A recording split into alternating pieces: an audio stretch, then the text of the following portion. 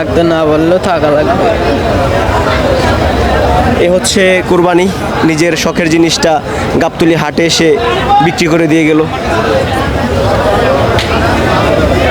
জুবাইর শখের গরু বিক্রি করে দিলেন, কত টাকায় বিক্রি করলেন? 3.5 লাখ।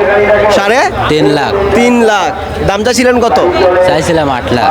8 লাখ। 3.5 লাখে বিক্রি করলেন। লস হয়েছে? কেমন টাকা লস হয়েছে?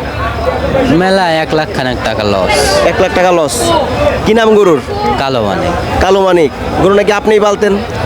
ছোটতে নাই পাইতেন। ছোট থেকে সারাদিন কিভাবে এরকে আদর করতেন? সারাদিন ধরেন সকালে খাওয়াতে স্কুলে গেছি, স্কুল থেকে এসে আবার খাওয়াইছি। এই যে এখন গাবতলী হাটে বিক্রি করে গেলেন, বাড়িতে গিয়ে তো আর গরু পাবেন না,